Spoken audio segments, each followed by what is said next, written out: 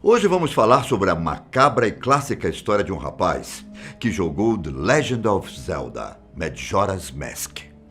O que deveria ser um momento de descontração e nostalgia acabou virando sua vida de cabeça para baixo.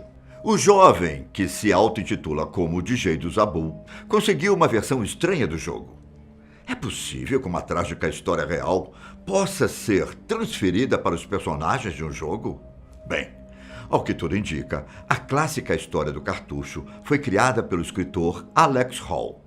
O seu alter ego, de jeitos, Abu, é o resultado de uma intensa inspiração em creepypastas de 2009, aliando narrativa, truques de codificação e evidências em vídeo. E se for verdade? Meu nome é Ivan Lima e a partir de agora vou te contar a história do cartucho maldito de Zelda, Majora's Mask. O relato original foi postado no website 4chan, que permite publicações anônimas dos usuários. O acaso nos pega de surpresa e não há nada que possamos fazer para impedi-lo. O jovem Matt, ou DJ do Zabu, estava passando por uma época feliz. Havia se mudado para um dormitório do colégio e, por sua vez, ganhou um velho Nintendo 64 de presente.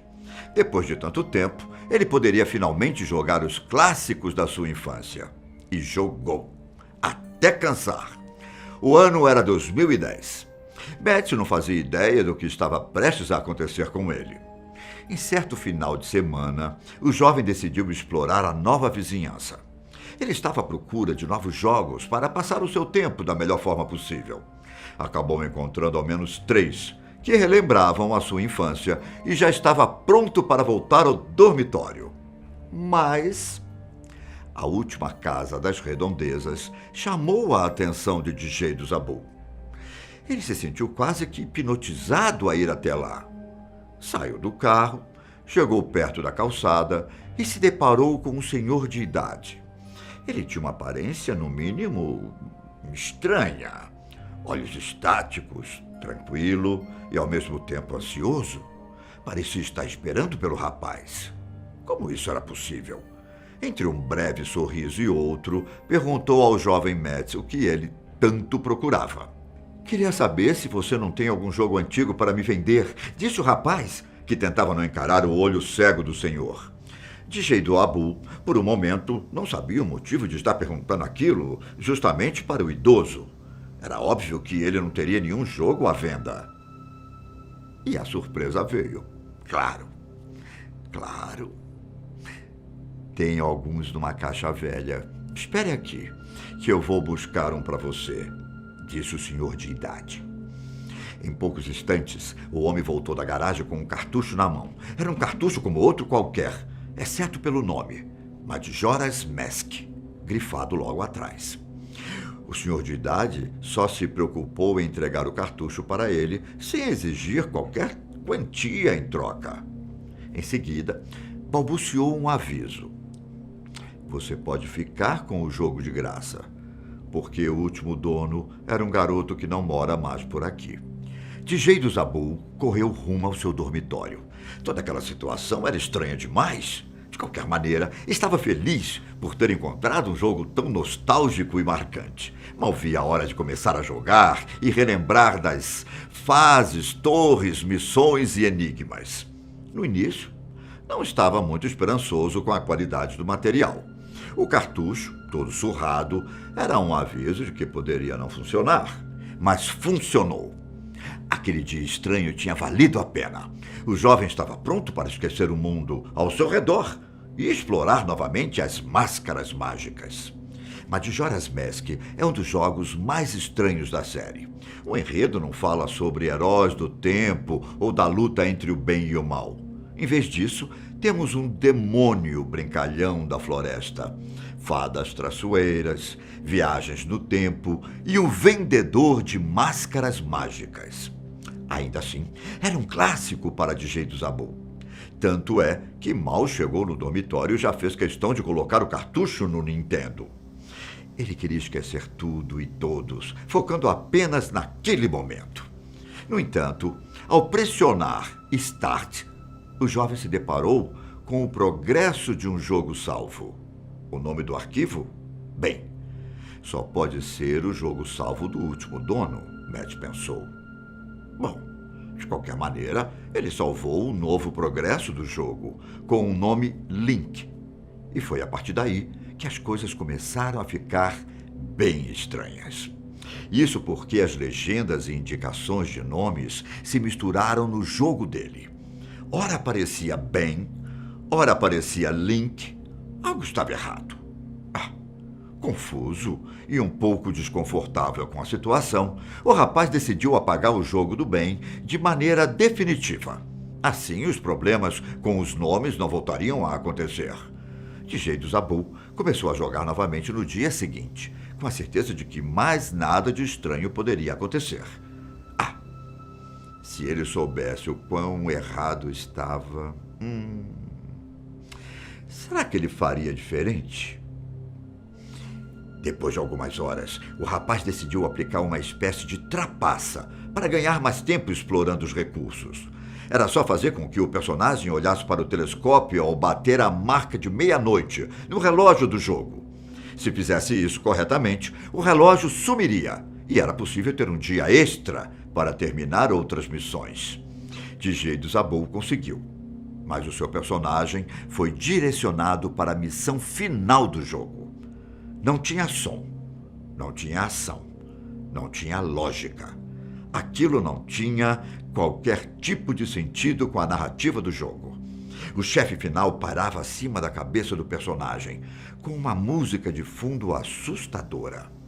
Não importava para onde o personagem ia, o chefe da missão final continuava, encarando-o sem dizer nada, até que uma mensagem estranha apareceu na tela.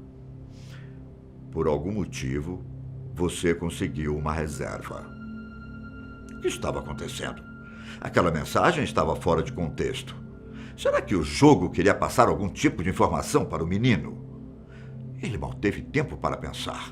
Outra mensagem apareceu na tela, perguntando se não queria ir para o covil do chefe do tempo. Tinham duas opções, sim e não. Mas só a opção do sim funcionava. Sem escolha aparente, DJ do Zabu respirou fundo e apertou o sim. A tela ficou branca do nada, com as palavras "O amanhecer de um novo dia" em destaque. O lugar para onde o personagem foi transportado fez com que DJ do Zabu se enchesse de medo. Ele estava apavorado com o rumo do jogo, que não tinha nada a ver com a sua infância e com o que lembrava da história. O rapaz foi dominado por uma sensação desconfortável.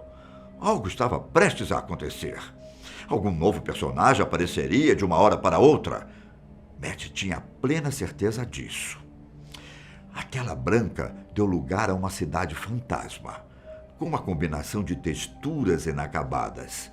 Na medida em que o personagem caminhava pelo novo cenário, uma música horrenda aumentava de volume. Além disso, uma risada, aos poucos, se misturou com o jogo. O jovem sentia-se perdido, mas não conseguia desligar o Nintendo 64. Ele queria ver onde tudo aquilo ia dar, mesmo que já estivesse se afundando em lágrimas de pavor.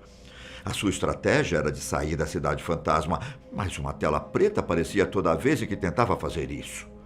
O jogo sempre voltava para a mesma região, como uma espécie de labirinto infinito. Nesse ponto, era óbvio que o jogo não queria que ele saísse. Por isso, DJ do Zabu optou por uma estratégia diferente e inesperada. E se fizesse com que o personagem se afogasse no lago da cidade? Parecia fazer sentido para o rapaz. E foi o que acabou fazendo. Ou, ao menos, tentou fazer. Enquanto o personagem corria em direção ao lago, alguma criatura segurou a sua cabeça e a tela do jogo voltou ao normal. Só que dessa vez, uma estátua do Link, de expressão vazia e medonha, perseguia o personagem por onde quer que ele ia. E o pesadelo só piorou ao longo das horas e dias seguintes. Não era mais um jogo. Era alguma coisa querendo transmitir uma mensagem para o jovem. Risada diabólica. Mensagens na tela Estátua que não parava de aparecer, música de trás para frente. Era demais para o garoto, mas ele... Não conseguia parar. Entre uma das fugas para escapar da estátua, o personagem acabou se afogando até a morte. A tela de Start reapareceu e as informações do jogo mudaram novamente. Agora, existia outro progresso salvo com um nome bem afogado. Então, era isso. O último dono, ele estava... DJ do Zabu não conseguia mais, só que já era tarde. Ele sonhava com máscaras, com a estátua do Link e com o bem. O jogo ultrapassou as fronteiras da realidade e agora atormentava o garoto no seu dia a dia. Ele até tentou se encontrar com o senhor de idade novamente, mas a sua casa estava à venda. Sem rastros, sem sinal, sem nada. Inclusive aproveitou a oportunidade para perguntar aos vizinhos sobre esse tal de bem. Ninguém tinha coragem de dizer com as palavras, mas um dos vizinhos quebrou o silêncio. Esse vizinho disse que Ben era um garoto da vizinhança. Isso mesmo. Era. Ben sofreu um acidente e, infelizmente, não conseguiu sobreviver. E se for verdade? Dejuz Abdul cansou de toda aquela história, mas o espectro do jogo aparentemente contaminou o seu computador e fez contato direto. O jovem decidiu se livrar da maldição para que aquilo não fosse repassado adiante. Mas, antes de finalizar a história no site 4chan, Matthew Dejuz Abdul deu um aviso. Não baixem os meus vídeos jogando Majora's Mask. Eu não sei como essa maldição acontece, mas é bom prevenir. Quem estava tentando se comunicar com Dejuz Abdul por meio do jogo amaldiçoado? Seria o fantasma do jovem Ben? Onde esse cartucho foi parar? Existem outras versões disponíveis na Deep Web? E mais, a história é somente fruto da imaginação de Alex Hall, que revelou ser o escritor por trás da creepypasta? Bom, eu vou ficando por aqui. Obrigado por nos acompanhar até o final. Não se esqueça de dar o like no vídeo e ativar o sininho para receber notificação dos próximos. Um grande abraço e até mais. E se for verdade?